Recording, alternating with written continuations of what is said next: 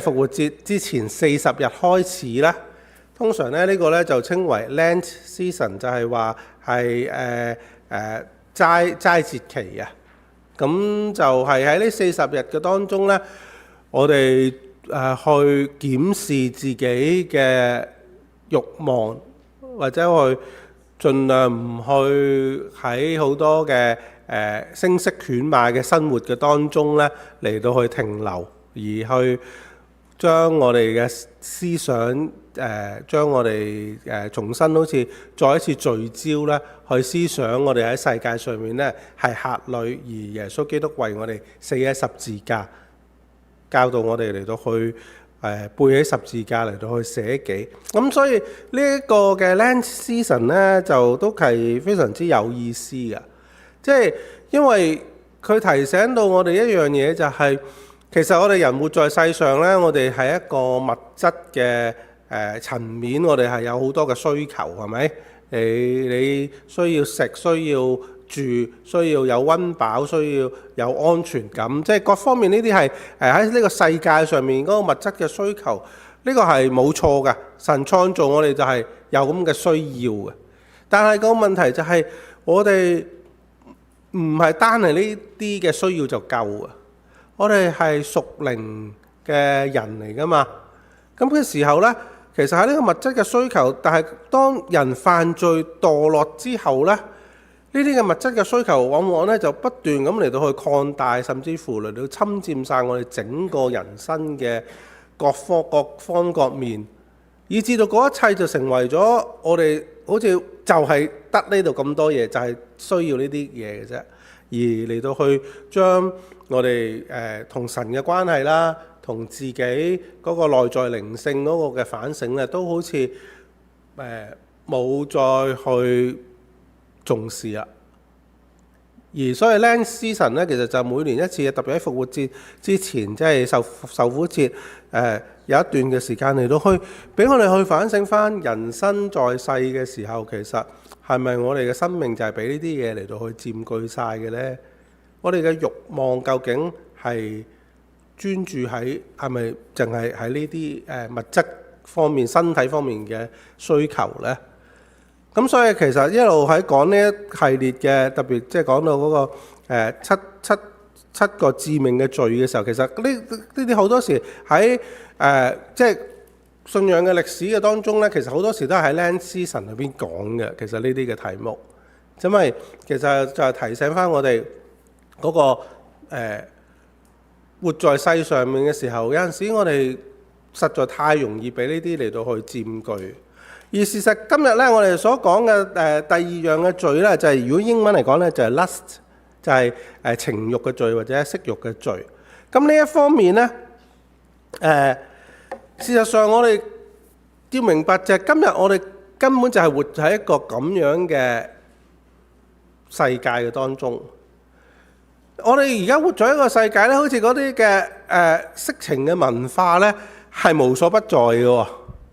即係而家我唔知係咪啦，就係十多年前咧，有人就做過統計，就係喺呢個嘅網絡嗰度去尋求，即係搜索啊，網絡搜索啦，即係譬如你 Google 咁樣問去搜索一啲嘢嘅時候咧，最高第一排名嘅，你知唔知搜索啲咩咧？啲人就係搜索啲色情片啊、色情片段啊、色情片啊，或者睇嗰啲色情嘅嘢，係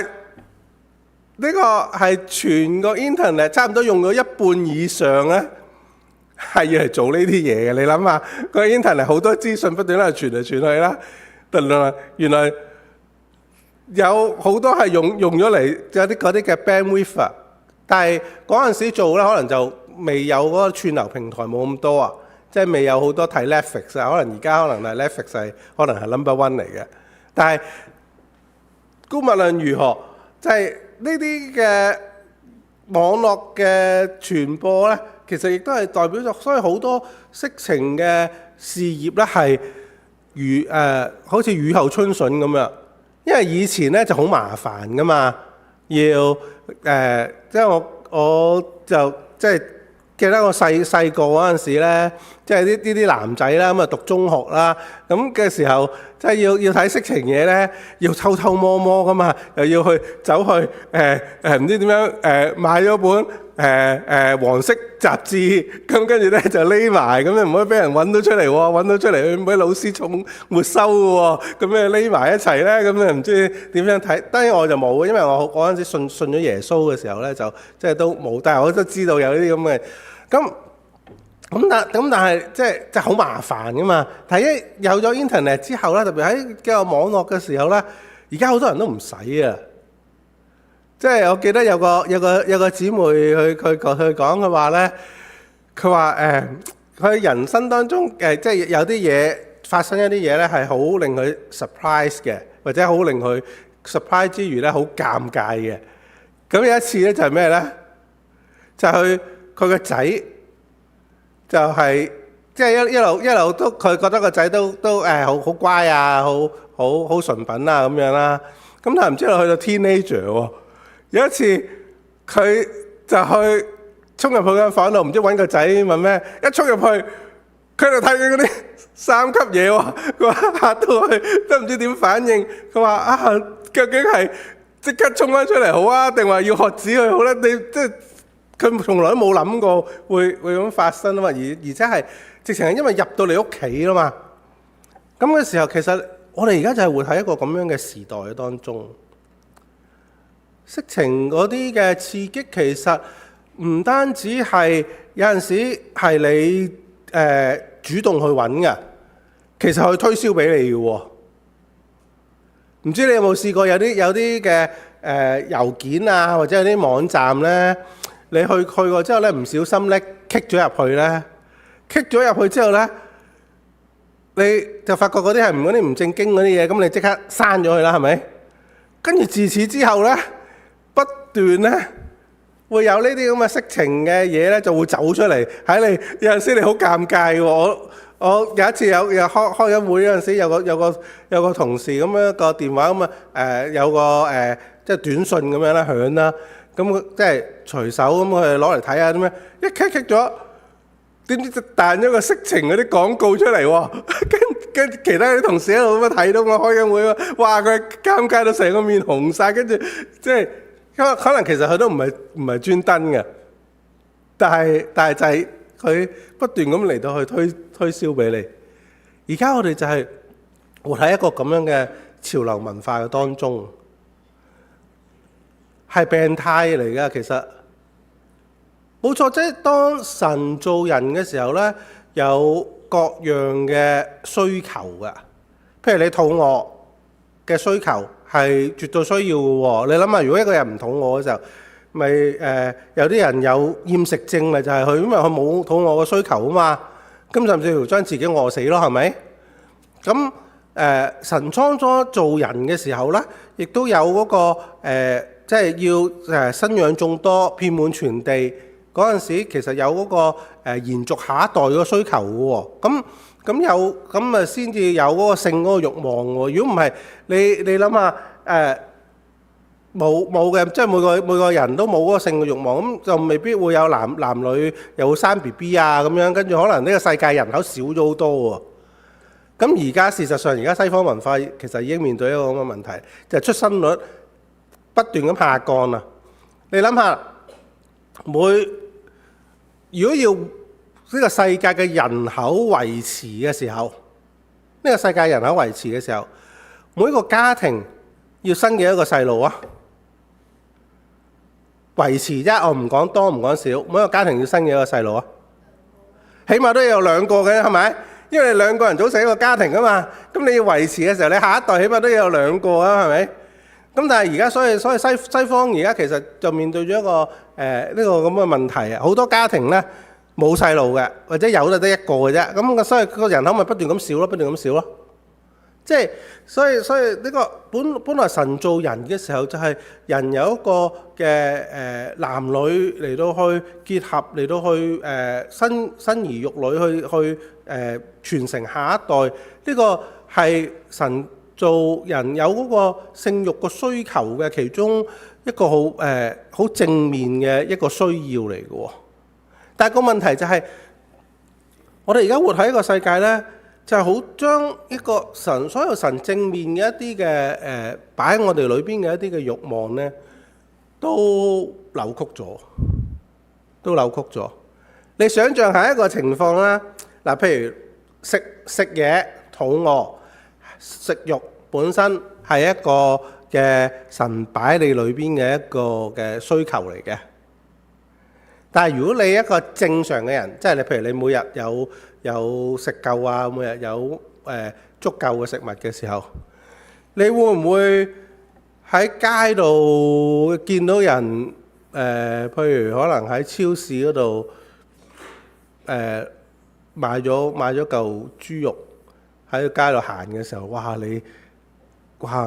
眼金金咁望住人哋嚿豬肉，望到眼都唔眨嘅？咁樣講你又好誇張啊！或者你去到超市嗰度，擺晒形形色色嘅豬肉、牛肉出嚟，跟住你真係喺度猛咁喺度色迷迷咁睇住，雖然冇錢買，但係都猛咁就夾住人哋啲豬肉，會唔會咁啊？你話冇，梗係唔會啦。雖然，但係你諗下，你有食肉嘅喎，或者唔講豬肉啦，豬肉咁核突，或者係牛扒啦咁樣，你有食肉嘅啫，咁點解唔會望住個牛扒會咁樣睇嘢啊？但係點解個男人望住個女人，或者個女人望住個大隻佬咁，即係會咁色迷迷咁睇啊？因為其實就係扭曲咗，而且整個潮流文化都係咁添喎，仲有喺電視成個節目嗰度都係要推銷點樣，要你即係用一啲好即係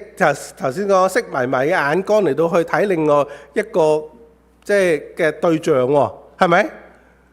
其實就係 promote 緊嘅，呢個係完全扭曲㗎。本來神所設計嘅慾望，所有每一樣咧，如果擺翻喺啱嘅位置咧，其實係對我哋係絕對係好事嚟。所以呢個同禁慾係完全冇關係嘅。禁慾嘅意思即係喺即係以前，譬如特別喺以前中世紀嘅時候，有啲嘅提倡，即係可能入修道院啊、禁慾啊嗰啲咁樣。但係所喺宗教改革之後，我哋基督教信仰其實就將呢個觀念就打破。所以基督教嘅傳道人牧者，我哋會結婚嘅。譬如天主教嗰啲神父啊、修士啊，佢哋就唔結婚嘅，因為佢哋就提清，因為性慾本身佢覺得係一個唔係咁應該，一個神職人員唔應該有嘅嘢嚟嘅，咁所以咧就或者要限制嘅嘢，唔係唔應該有，係要限制嘅，咁所以我哋就唔結婚。咁但係我哋基督教信仰，我哋就將呢一個性慾本身，我哋就比較正面咁去睇嘅。我哋唔覺得係完全要禁止嘅，即係要擺翻佢喺一個啱嘅位置嗰度，即係擺翻啱嘅一個位置。咁點樣可以擺翻一個啱嘅位置咧？就首先你要明白佢點樣擺錯先。究竟情慾本身lust 嗰個本質究竟係咩一回事咧？個本質咧，其實佢係將人咧係降格為物，將人物化。咩為之將人降格為物咧？因為喺神所創造嘅慾，特別係男女之間嘅慾望本身咧，就同人同食物之間嘅慾望咧，雖然大家都慾望係唔同嘅喎，你有冇諗過啊？係唔同嘅喎，即係我唔講嗰啲而家即係有其他嗰啲又咩男同男啊、女同女啊，又話嗰啲又可以變男又可以變女嗰啲，我唔講啦，即係而家呢個唔係呢個時間講呢啲嘢。但係講正常嚟講，即係可能男女之間咁樣嗰啲嘅，即係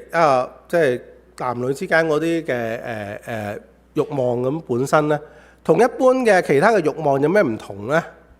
有冇諗過？你有好多其他慾望㗎，譬如你食慾都係其中一樣啦，你想食嘢嘅慾望係咪？咁或者懶惰都係一個慾望嚟嘅，即係你即係所以後邊我哋都會有講其中一個罪係貪食嘅罪，又其中有一個罪係講懶惰嘅罪，咁嗰度都係，但係呢個男女之間嘅情慾嘅罪同其他嗰啲嘅慾望有咩唔同呢？有冇諗過？其中一樣嘢唔同呢，就係男女之間嗰種嘅情慾，我講係正常嗰種或者即係神設計嗰種呢，係唔係睇另外一個對方係一個物件嚟到滿足自己嘅，係互相係有嗰個感情嘅。即係我哋好直覺或者好簡單，你都會明白啦。就我哋話即係一個人一個男同一個女，譬如可能佢哋係有愛情，跟住組織家庭咁樣，即係佢哋嗰個慾望嗰個滿足係有嗰個基本嗰個愛情嗰個基礎噶嘛。即係意思係我唔係睇你為一個發泄嘅工具咁嚟到去利用你嘅，而係大家彼此之間咧係有嗰個人與人之間嗰種嘅互相彼此嘅睇對方係一個人嚟嘅。你明我咩意思啊？係咪？即係其實但係當人揾唔到佢嘅滿足，揾唔到另外一個人，或者佢嘅滿足係喺嗰啲用情慾上面發泄嘅時候，其實就係將另外一個對方變成咗一個滿足自己嘅物質，滿足自己嘅一個存在。佢再唔係人，再唔係睇對方係一個人嚟嘅，即係一個發泄慾嘅工具嚟嘅。所以而家即係喺呢個 AI 時代，或者喺一個即係好發展科技越嚟越發達嘅時候，所以有啲人就嗰啲色情嗰啲嘢都唔需要揾人啦，因為如果佢要發泄嘅時候，如果有相對同樣 quality， 即係同樣有品質嘅，可以滿足到佢嗰個性慾嘅，可能用機械人啊或者咩咁，所以就而家其實嗰啲色情嘅事業，其實可能佢哋都要遲啲都有 AI 時代，都可能要轉型都唔出奇。但係簡單嚟講就係呢個嘅係就係將人物格化，所以色慾嗰個本身嘅問題呢，唔係嗰個慾念本身，而係個核心就係扭曲咗。人本來有嗰個渴望係被愛嘅，人有嗰個渴望嚟到係同人親密嘅，人本來有呢個渴望係連結嘅。呢個係情慾嗰個男女之間嗰個慾望本身背後一個神所創造嗰個基礎嘅底色嚟㗎。渴望親密，渴望被愛，渴望結連。但係呢一切扭曲咗，你所渴慕嘅親密，你所渴慕嘅被愛，你所渴慕嘅結連都冇啦，變成咗一個只係滿足你嗰個情慾上面嘅一種嘅需要啦。咁另外嗰個咧就變成咗一個好似變成一個物咁樣。呢種嘅關係係唔會持久嘅。而扭曲咗之後咧，人就將他人變成咗滿足自己嘅工具。呢個就係現在我哋所處嘅一個情慾文化嘅當中一個好現實，亦都係好普遍嘅一個現象。所以有陣時有好多啲年青人佢哋會覺得冇所謂啦，即係一夜情又好，點樣都好，即係我記得我初嚟美國讀神學院嘅時候，咁有一次同有一個神學院嘅同學去傾開偈，咁佢都係即係中國人嚟嘅，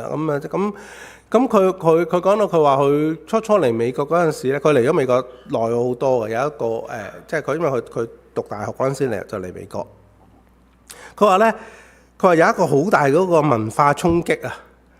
佢初嚟美國嗰陣時讀大學啊嘛，佢話好大有一個文化衝擊，嗰個文化衝擊係咩咧？佢話嗰啲人嘅佢住大學嗰啲宿舍啊嘛，嗰啲男女關係好亂龍，跟住佢話嗰個文化衝擊就話佢哋竟然當即係可能一啲一夜情佢哋覺得冇嘢嘅完咗，即係好似打場波咁樣，即係即係咁樣嘅啫，即係就好似做運動咁樣嘅。其實即係背後其實就係將佢冇，因為佢冇咗嗰種親密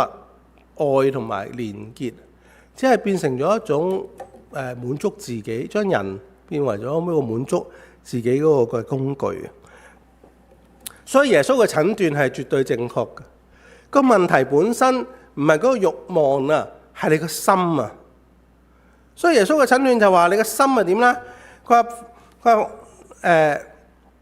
只是我告訴你們，凡看見婦女動淫念的，這人心裏已經與他犯奸淫了。咁你話哇，耶穌嘅標準好高喎。冇錯，耶穌嘅標準係好高，但係嗰個標準個高之所以高咧，嗰個背後個原因就係話耶穌睇準個問題就係你嘅內心啊。呢個內心係扭曲咗嘅時候，你睇嗰啲嘅婦女點解會動淫念咧？就係話因為你睇佢哋係好似點樣係你唔需要認識佢嘅，你唔需要同佢有結連嘅，你唔需要同佢有咩親密關係，你只係睇佢係點樣可以滿足你嘅慾望嘅。咁你咪色迷迷咁，咪動淫念咯，係咪？所以呢個係嗰個心嘅問題。而呢一種咁樣嘅問題咧，其實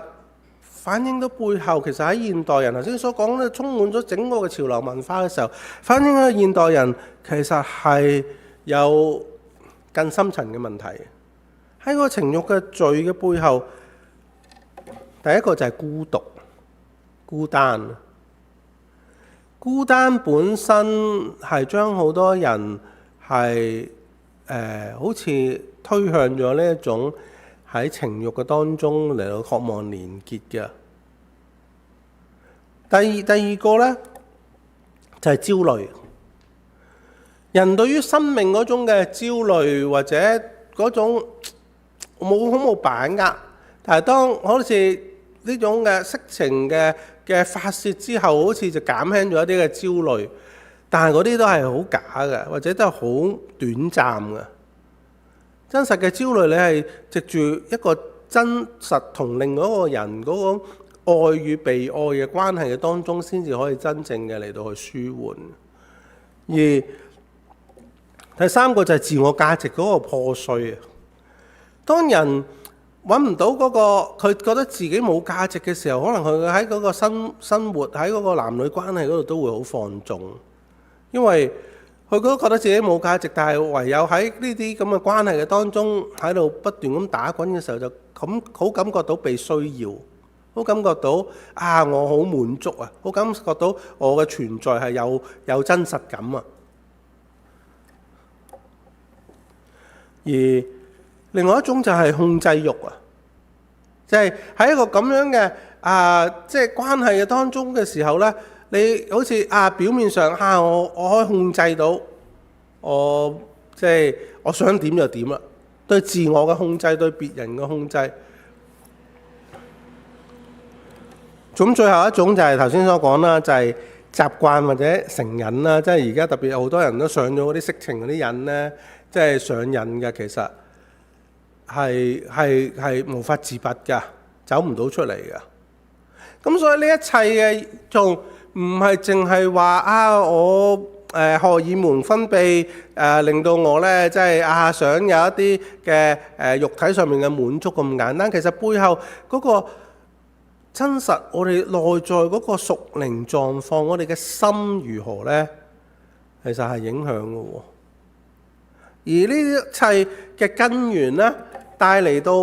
係好嚴重嘅後果。個後果就係首先，你對於屬靈嘅事係遲鈍噶。你對於屬靈嘅事係遲鈍。你對於敬拜神啦，對於嗰樣嘢嘅對神嘅追求嘅興趣，可能都冇。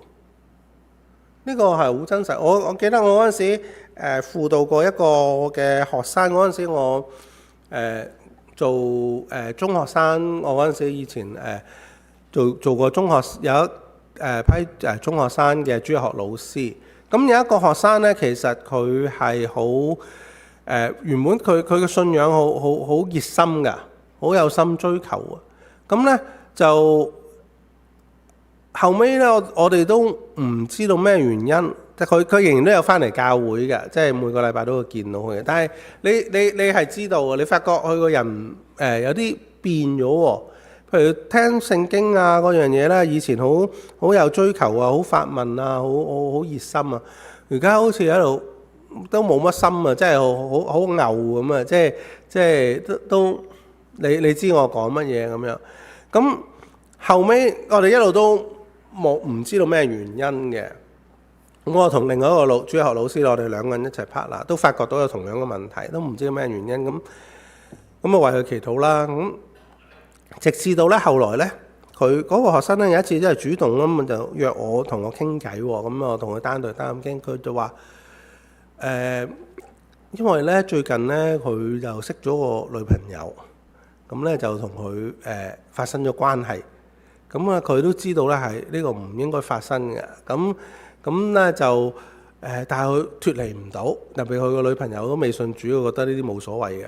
咁咧佢一路都脫離唔到，所以咧佢個心靈裏邊咧就好似而家蒙咗個成個黑罩罩住咗咁樣。所以佢話我都對神嗰啲各樣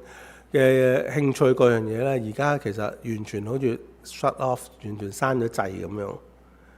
咁佢分享同我講，佢即係佢其實佢咁啊，佢想離開呢個罪啊。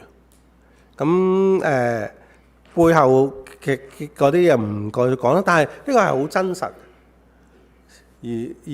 係佢自己個人佢知道啦。咁我其實就算旁觀者我都睇得到好清楚。咁第二個就係嗰個關係嗰個破壞啊。當呢種嘅你係追求緊一種呢種情慾將人控制嘅時候咧，人與人之間嘅關係咧，你係用咗一啲假嘅嘢嚟到替代一個真嘅嘢。咁所以你嘅關係係會破壞嘅。對於你諗下，其實現在喺西方社會其中一個問題，頭先就講到嗰個出生率下降啦。其實唔單止係出生率下降嘅喎，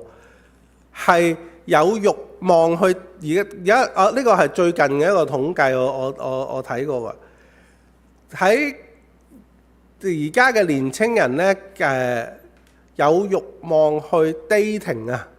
講嗰啲男特別係嗰啲男生嗰個統計，好似主要係集中做男生嘅，有慾望去追女仔啊，係有史以嚟係最低嘅喺而家呢個時代。點解咧？有好多個樣嘅因素啦。我唔講，可能而家可能有啲媽媽都，如果你有啲仔可能又係單身嘅，你都可能有咁嘅擔心啊！哇，點解個仔即係嗰個想拍拖嗰個慾望咁低嘅咧？咁係呢個而家係成為一個普遍嘅社會現象喎。但我覺得可能即係我唔係話一定會發生啊，但係即係喺整個社會嘅普遍現象嘅時候，可能因為整個社會普遍嘅現象就係好多假嘅嘢取代咗嗰個真實嗰個關係。你上網揾個聊天機械人傾下偈啊，哇好談心，好似可能佢仲好過你個女朋友咁啊，咁仲使乜拍拖啫？係咪？咁更加就係如果你對於情慾上面嗰個嘅需要嘅時候，可能就睇下嗰啲色情嗰啲食嗰啲嘢就已經又搞掂啊咁樣，諸如此類。就係啲假嘅嘢替佢咗真嘅嘢嘅時候，就好難建立一種人與人之間好難建立咗嗰種真實嘅關係。而自我形象嗰種扭曲啦，頭先都所講過，即係其實當你喺嗰啲情慾上面嘅放縱嘅時候，譬如舉例，即係有啲人係好隨便呢種嘅關係嘅時候咧，佢唔會好容易會跌落去一個嘅陷阱嗰度，就係佢唔會覺得自己係嗰個身體係好有價值嘅，即係好寶貴。即係有啲嘢你覺得係好寶貴，我唔想即係唔想從喺婚姻之外嘅嚟到去同人嚟到去污染咗佢嘅。但係如果呢個咁樣嘅關係，其實亦都令到人嘅對於自我嘅形象係扭曲㗎。即係有好多嘅心理嘅輔導嘅個案，其實都睇到，即係有啲人嗰種，譬如成日都男女關係好混亂嘅時候，其實佢背後可能係有啲嘅心靈裏邊有啲嘅，對於覺得自己冇價值啊，唔覺得需要尊重啊，唔覺得需要受尊重啊，呢一種係好有關係嘅。咁而個問題就係話，當喺呢啲男女關係嗰個失序嘅時候呢，個人嗰個自我嗰個存在感係藉住呢啲咁嘅混亂嘅關係揾自我存在感嘅時候呢，個自我價值係不斷咁降低嘅。佢即係好似吸毒咁，你諗住好覺得喺呢啲咁嘅男女關係好揾到滿足啊，或者好覺得人哋好重視你啊，好覺得咁樣人哋就即係好即係好得到你所需要嘅嗰啲嘅即係嗰啲嘅關注嘅時候呢，但係你嗰呢一種嘅關注係假嘅，咁你越嚟呢就越 addicted， 你越嚟越其實背後心底裏面你係越嚟越輕賤自己嘅。良心嘅麻木啦，頭先都講咗少少啦。頭先嗰個我講嗰個中學生嘅輔導嗰個 case 嘅時候，佢話而家我對於好多嘢都麻木咗。對於犯罪我以前好敏感啊，而家對於犯罪咧都麻木，亦都對於真愛失去咗耐心喎。你知道，當你與人之間去建立一個真愛嗰個關係呢，係好麻煩嘅。講得白啲，你要好長時間，你亦都要有好多忍耐，有好多包容。有陣時你自己亦都需要有好多嘅自我修正，係咪？呢啲一定係即食，但係唔係即食麵嚟㗎。即食麵就食唔到㗎。咁但係就係因為你有晒嗰啲假嘅嘢嚟到去替代嘅時候呢，你根本都唔想要去真啦。咁你冇耐心喎。即係我聽過有個例子，即係講啦，佢咁而家嗰啲好多嗰啲你知道而家好多嗰啲網上呢嗰啲dating 嗰啲 app 啊嘛，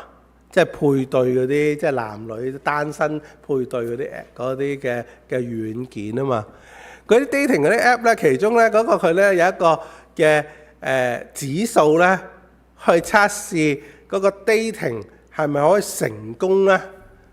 因為可能佢某個程度如果成功，可能收到啲佣金定點，我唔知啦。但係都唔知佢有個指數去測試點樣成功咧？嗰個測試嘅點樣成功咧？就係如果佢哋 date 3次，會唔會對對方佢即係覺得可以繼續發展關係咁樣？但係事實上嚟講咧，係咪真實可唔可以發展到關係？係咪喺3次裏邊就可以決定嘅咧？即係你諗下，可能第一次就介紹下你個名啊，你個咩係咪？即係因為佢兩個陌生人嚟噶嘛。其實因為而家好講求你好快就要見效到有一啲嘢，好似打針咁樣。咁嘅時候咧，對於真愛亦都失去咗耐心。而你冇晒呢一啲嘅時候咧，整個潮流文化唔單止係喺情慾嗰方面，我哋將人嚟到去捆綁，甚至乎我哋點樣嚟到去認識建立真實嘅愛。頭先所講嗰個背後係聯結，係親密，係感受到愛嘅關係，呢啲所有都變咗假嘅嘢嚟到去取代。當呢啲假嘅取代嘅時候，必然就會發展出嗰種對於情慾上邊都好似，都係成個世界都係咁噶啦，而家個個人都係咁噶啦，都冇所謂啦，就係咁樣。但係聖經教導我哋係點呢？聖經教導我哋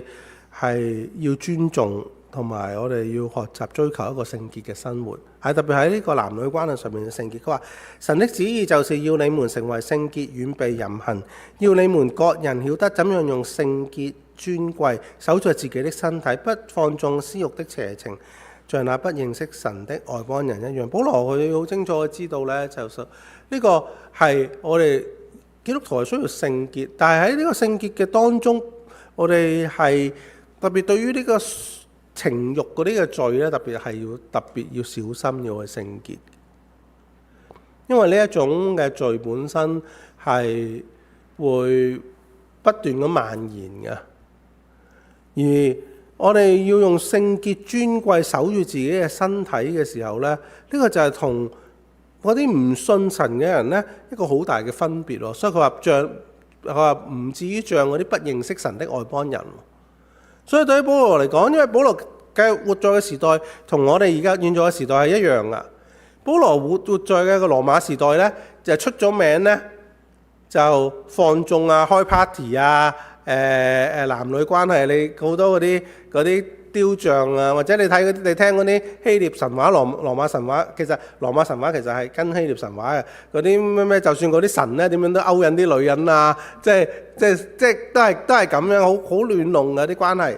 保羅嘅時代同我哋嘅時代一樣，但係保羅好清楚就知道，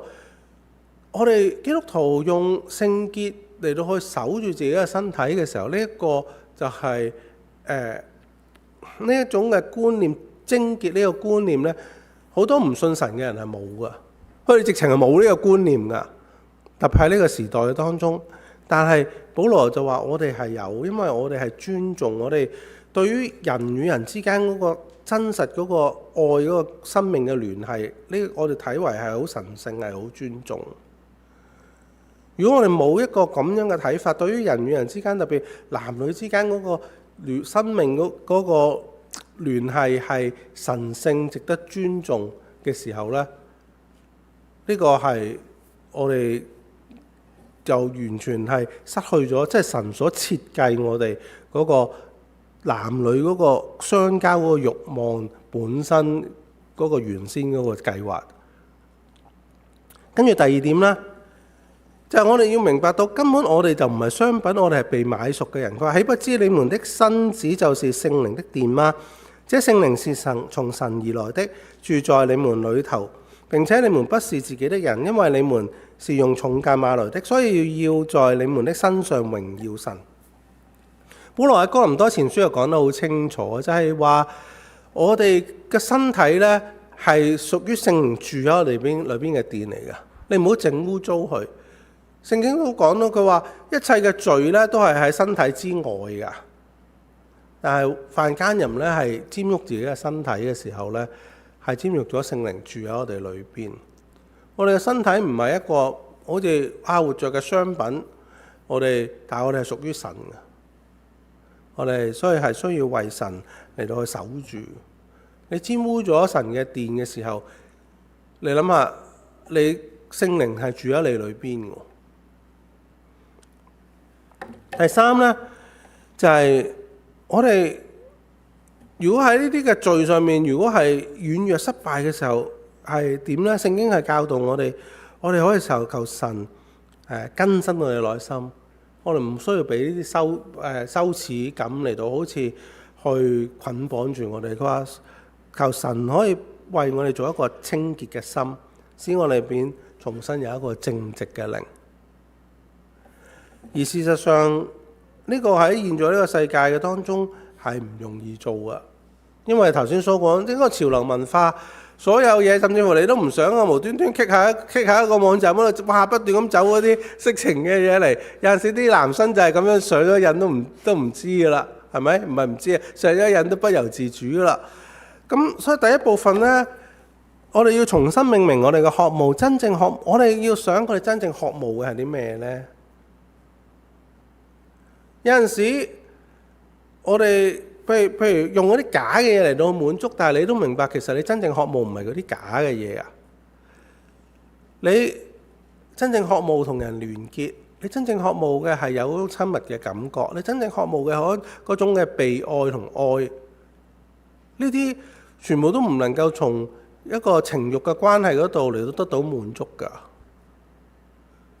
你要明白到真正嘅渴望係啲咩，而呢一種真正嘅渴望，唯有就係你要有貞潔嘅關係嘅當中，先至能夠建立得到嘅喎。即係嗰啲嗰啲講話一夫多妻多夫多妻嗰啲而家有啲人講嗰啲廢話嚟嘅，即係因為你一個嘅男與女嗰個關係，即係你諗下，你一方面你話啊，我好愛你啊，不過咧我又出邊又有兩個三奶四奶五奶咁樣，咁你就知道根本唔 work 㗎。係咪？我好愛你啊！不過咧，你都俾我有陣時都有啲時，但係同你一齊咧，有陣時都幾窒息嘅。俾我有一個禮拜有一日唞下氣啦出去。咁你就知道唔 work 啦，係咪啊？係咪？即係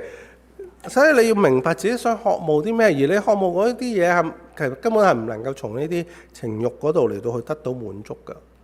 要從你嘅貞潔嗰度嚟到去守住。第二就係啦，劃定界線啦。劃定界線咩意思咧？而家頭先所講啊，即係根本乜都會出現嘅，即係呢個世界根本就用呢啲嚟去誘惑你。你有冇諗過其實可能有啲地方你就唔應該去㗎？有啲嘅網站根本你係唔應該再去嘅，或者譬如我舉個例子，有一個嘅傳道人佢咁講，佢同一個佢嘅即係禱告伴侶咁樣，兩個都係男嘅，佢哋兩個都係結咗婚嘅年青傳道人。佢哋就已經約好咗。佢有陣時佢有啲事情佢要出外去歐攤咁樣，去一個人去外邊嗰陣時，佢約好咗咧，每逢佢哋出差嘅時候咧，每逢8點鐘咧，就一定會打電話俾對方，就一齊祈禱。佢話點解佢哋會出差嘅時候啊，特別出差嘅時候要打電話俾對方一齊祈禱咧？而且喺祈禱嘅時候咧，佢哋就會互相約定要問一個問題：有冇女人喺你間房？因為可能好容易啊嘛，你出差嘅時候可能咁樣，咁所以即係佢哋係定咗啲界線。有陣時好多陷阱咧，你定咗界線，有啲地方你唔去，有啲嘢你唔睇，有啲事情你知道，哇嗰度哇一班人話我哋去邊度地方，一班同事啊咁樣，冇所謂啦。你話我小心啲就得啦。其實冇得小心，你劃咗個界線，你唔好去咧係最好。對於色情呢啲嘅罪咧，聖經嘅有提過嘅一個最明顯嘅教導係點咧？就係要逃避嘅。就係要逃避，有啲罪本身咧，你話猛咁話要鍛鍊自己嗰個控制能力咧，係唔得㗎，要逃避嘅。即係譬如有啲一啲男生女生咁樣，譬如佢哋冇咁嘅必要嘅時候咧，佢哋可能仲去單獨走去一啲即係佢哋即係有啲嗰啲單獨嘅地方、單獨嘅時間根本唔應該去嘅。去嗰陣時就好容易出事嘅。咁所以你就要為自己去劃清呢啲嘅界線。你知道嗰度好大機會係成為一個好大嘅試探嘅時候咧，你逃避咧係你最好嘅一個嘅避免嘅方法。而逃避咧就係你首先劃定晒啲紅線啊，唔好踩過去。最後咧就係要走出隱藏啦。即係有陣時可能我哋跌咗落呢啲罪嘅時候，譬如有啲人已經係上癮啊，或者睇咗啲咩啊，或者跌咗落呢啲罪嘅時候咧，你靠自己想改嚟改都改唔到。咁唯一咧呢個係點樣做咧？你知唔知點做啊？就係要揾光照啊！嗰啲曱甴咧黑裏邊咧，你打極佢都打唔到喎。你一照落去咧，咁你就終於就可以將佢搞掂。咁揾光照嘅意思就係，譬如有啲人佢係譬如上咗癮嘅，舉例嚟講，咁佢可能係要揾輔導，佢同嗰啲人嚟到分享，同嗰啲信得過、信任得過人嘅分享，一齊嚟到為佢代禱。你要起碼你係要俾光照佢，你唔係單係自己喺黑暗嘅當中嚟到去糾纏。頭先我所講嗰個嘅中學嗰個弟兄，佢就係咁樣，佢自己喺黑暗嘅當中，其實佢糾纏咗好長時間，佢搞唔掂。於是佢同人分享嘅時候，嗰個係佢走出嚟嘅第一步嚟嘅。咁慢慢佢就脫離咗呢個罪。求神都係幫助我哋。整體嚟講，呢個而家我哋係活喺一個將情慾扭曲嘅一個時代嘅時候，我哋究竟想要啲乜嘢呢？我哋嘅心有冇靜呢？求神幫助我哋，我哋唱回應詩歌。